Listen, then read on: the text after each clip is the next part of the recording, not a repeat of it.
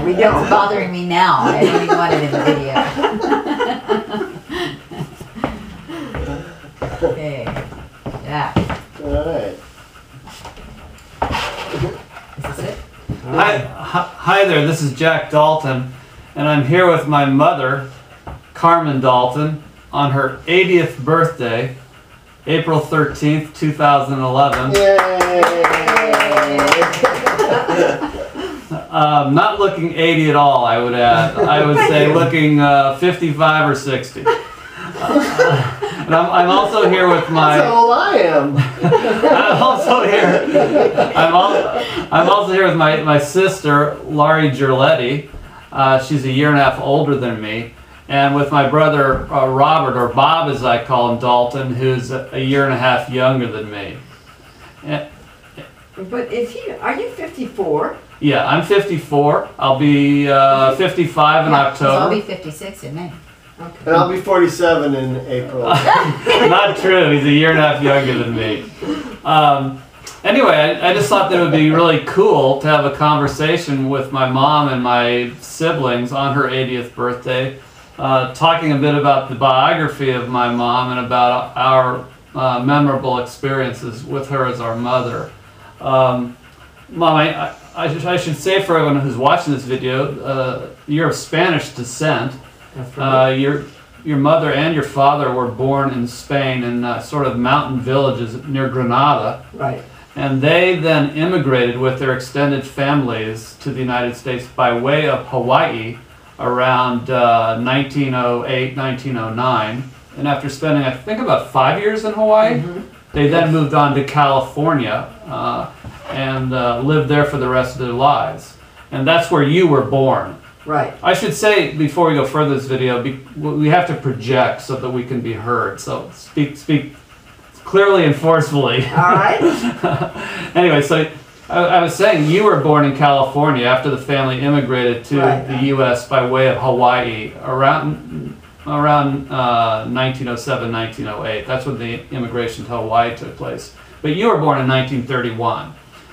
Yes, I was born in Palo Alto, California. Yeah, that's something that actually I just learned today. I did not know that my mother was born in Palo Alto. I thought she was born somewhere else in California, which is amazing that you can be 54 years old and not know where your mother was born very specifically.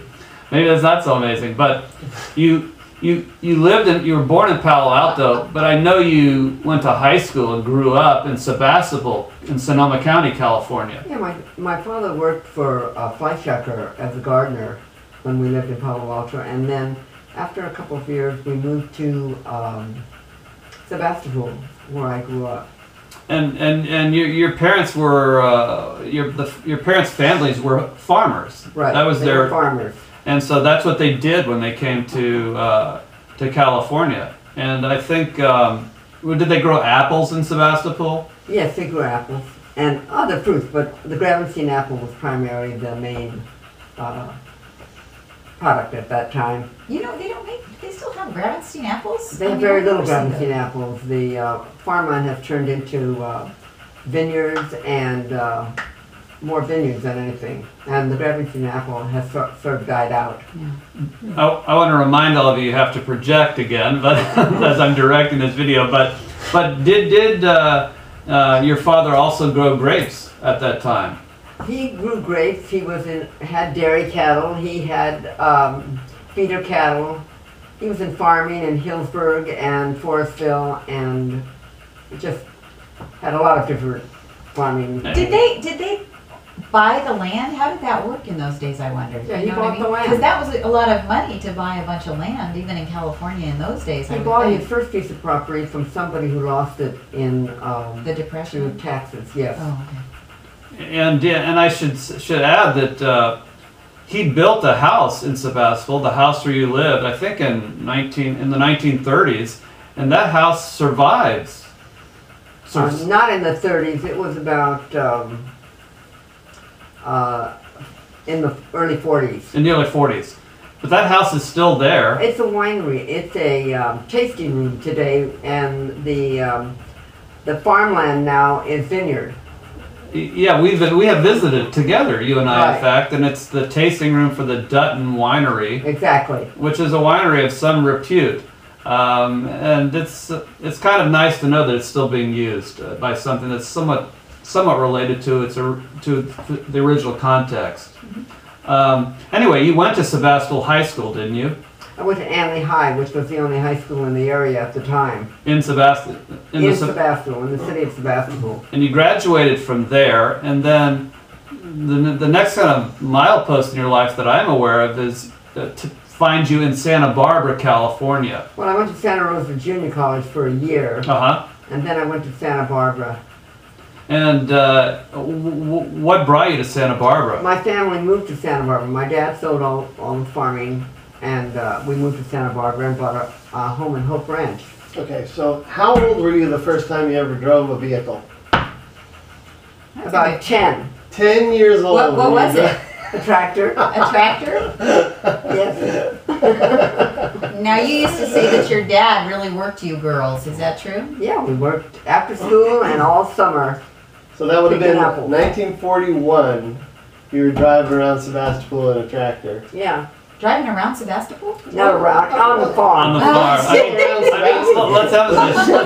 let's emphasize, she grew up on a farm. About, when I was about 15, we drove the tractor and trucks to the packing houses. You and your sisters? When I was about 15, we drove.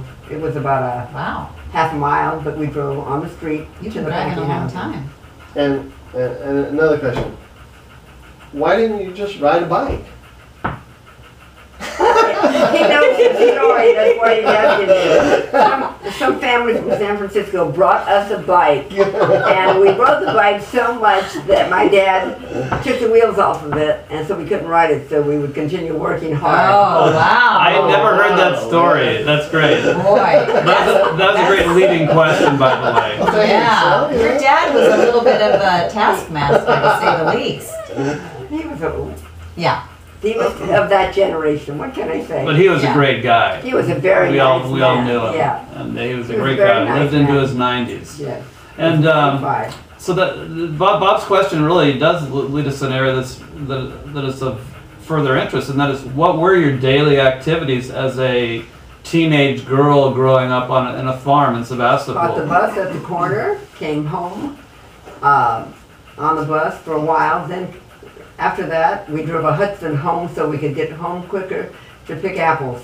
Yeah, but what happened with that Hudson anyway?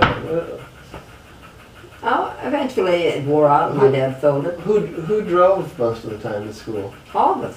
Yeah. Who was the best driver? Probably me, And who was the worst driver? Anita, my sister. Why was she such a bad driver? Another What? She got an accident. but another really great person, really nice A person. very nice person. And were you guys known, the three sisters driving what year was this Hudson, roughly? Can't A remember 30s Bob. car, though? Yeah. Not a 30s, Or 40s car? 40s car. 40s Hudson, three redheads in a 40s Hudson going to high school. I mean, it's a very romantic picture. We went through. Mom was the only redhead, I think. What were the Anita was a sisters? brunette. Oh. And Grandpa was known for really taking care of his car.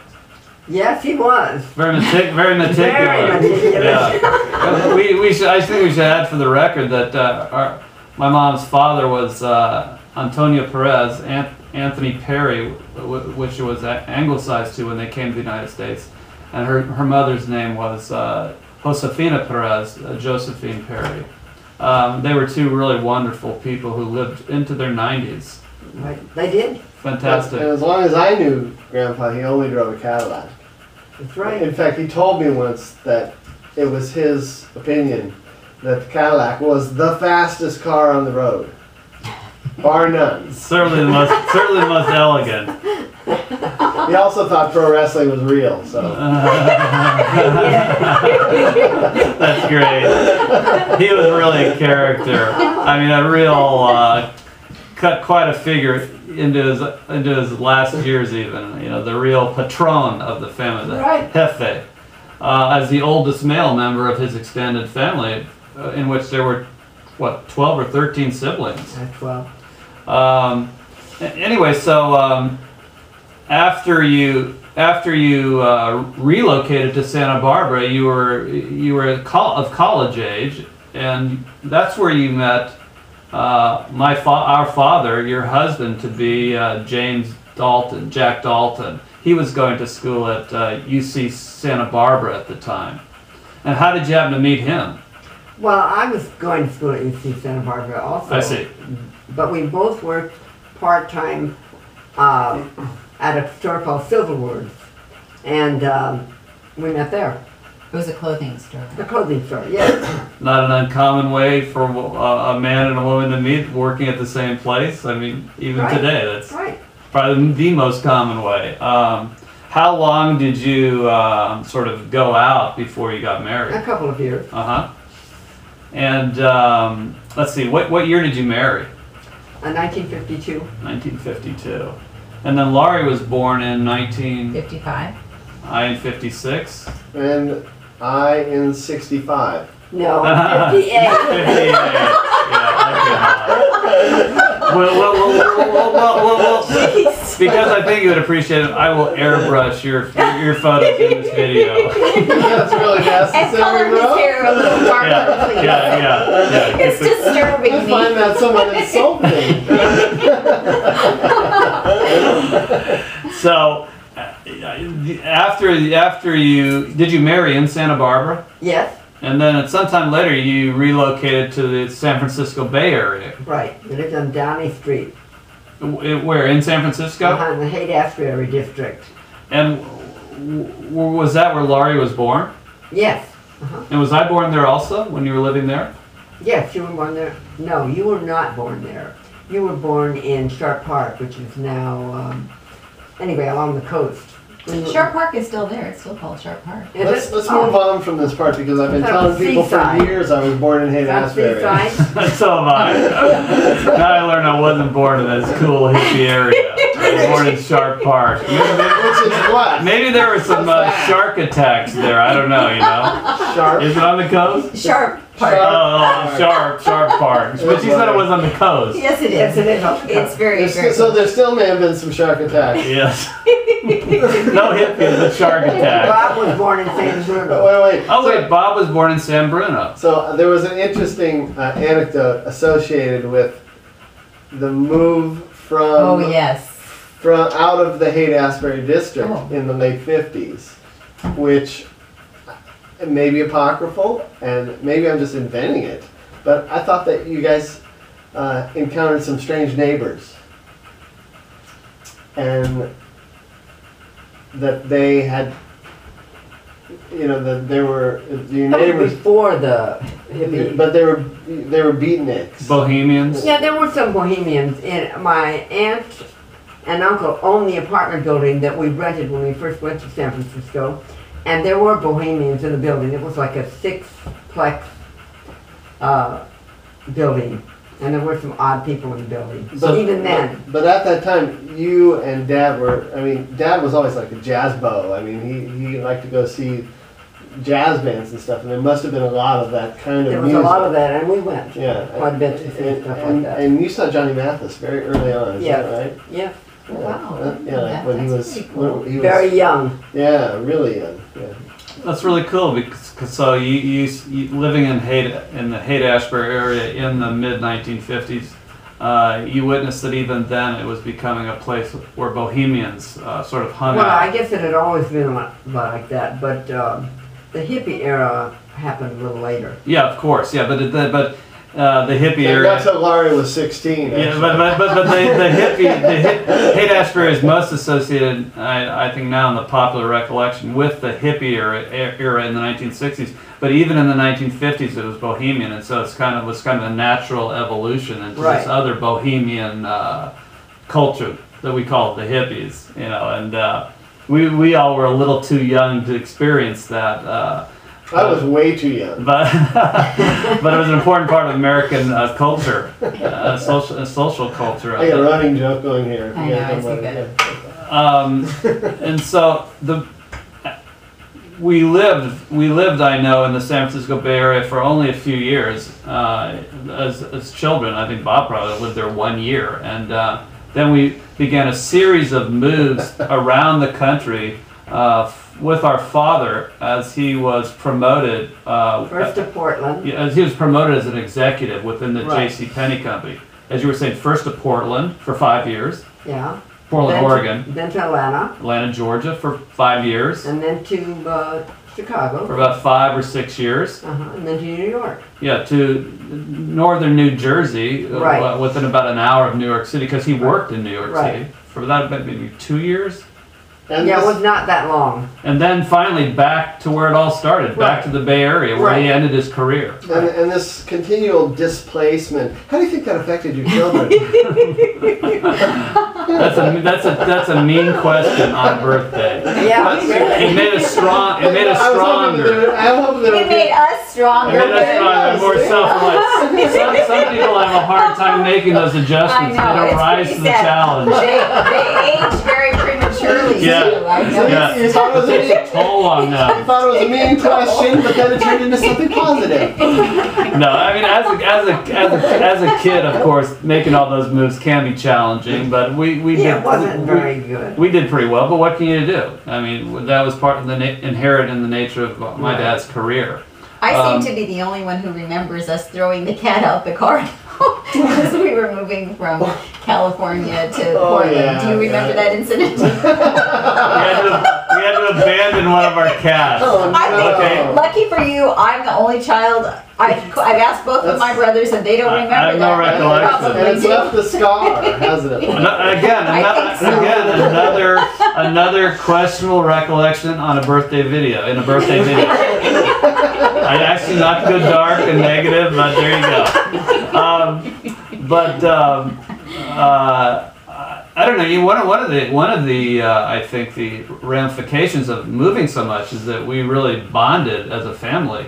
Certainly, Bob, Laurie, and I have an extremely close relationship because of those years when we I were hope so. literally often our only friends. Right. You know, and. And sometimes our only enemies. Yeah, but we wrestled quite a bit, the three of us actually. In fact, you still have some of my stuff. I do. I have no. See the guilty I have conscience no there? knowledge of that. There's a moment of guilt But there. I wanted to. I wanted to take a few last minutes in this video for us to kind of recollect or recount each of us our own fondest memories and maybe humorous memories too of our relationship with our mother, There mom. might not be many. No, that's absolutely true. There's too many to recount here. We could be here for hours. But my fondest memories, Mom, are those occasions which are legion in my life when you were really there for me during difficult times. And as you will recall, I had some struggles during my college years with the workload and my zeal to do well, even when it was very difficult. And you were there for me during that period.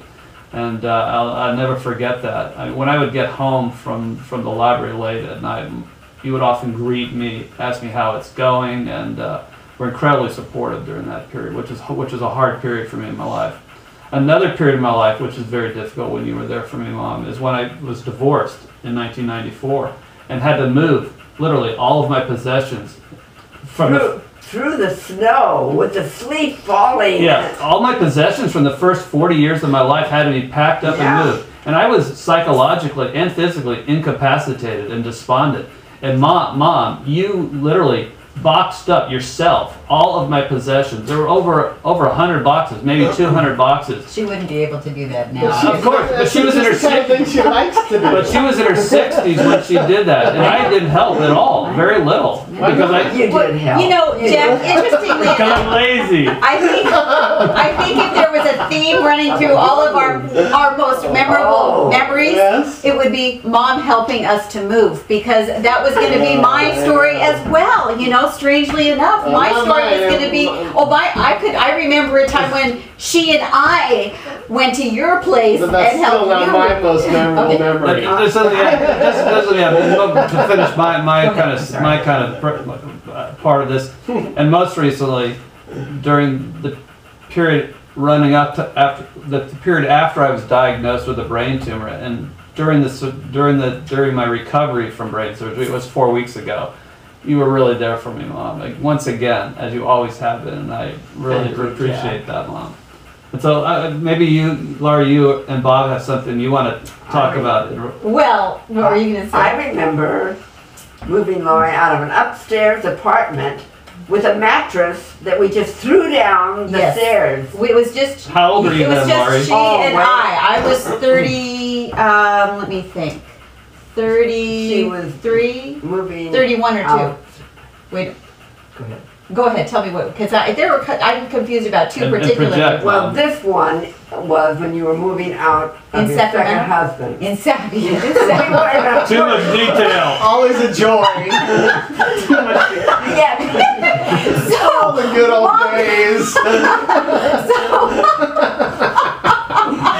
Mom comes, and it's just she and me, she and I. We were moving together, and she literally threw the mattress. I mean, this was, I would say, 25 stairs, and this was a queen-size bed. She threw it down the stairs. I will never forget that. But, you know, truly, and those memories of you helping me move, even when Dad was still alive, the 2 of you would help, but Dad was at that time having heart problems, and I can remember him. He would usually pull out a chair and watch Mom and me, you know, do some of the moving, you know, telling us jokes along the way. Move, particularly because, well, there's too much. Yeah, we won't get into that, all the details surrounding that. Better but not to. if, you know, Mom wants to remember those details, and quite honestly, I would have to be like Jack and saying that was a time that I will never be able to repay you for, because you were truly the only person that I could call at that time who, more than, you were like an extension of me. You were the person who was, I'm gonna cry right now, but you were stronger than I was, and Yeah, that's literally, true in my and case too. I couldn't have done what I ended up doing if it hadn't been for you. No tears. No tears. Yeah, you'll have me crying in a minute. Yeah, I myself have a slew of wonderful memories of things my mother has done for me. She didn't just move me, but, you know, cleaned out my painted apartments for me and stuff like that. I mean, just crazy moments in my life. You know, I think of all the times I've been bailed out of jail, my favorites were when my mother bailed me out. I applaud your willingness to reveal personal details. And at the moment, she's spent the last 5 years helping me raise my daughter, Sunshine. So I see her every day. And but I think my fondest memory of my mother goes back to my early childhood, when I remember her hitting me with a ping pong paddle so hard it knocked me down the stairs. And he deserved it. Not true. Not She actually snapped the handle of the ping pong paddle. Gross exaggeration. On my ass. Gross exaggeration. And I asked you not to go negative. Gross exaggeration. It was a life-affirming You moment. learned a lot from that moment, I'm sure. You should have done that a little bit more. Yeah, exactly. Exactly, yeah. Exactly. Oh dear. You can cut that out. We may have to cut that out. But for the record, Mom has never been abusive. Physically or otherwise. Yeah. And for the record, she's always been an incredibly strong person for all of us. You know, sometimes we had trouble, I think, dealing with that, but if we were honest, I think we could all say that it was extremely beneficial to us to have that as a model. Exactly. And I would reiterate what you said.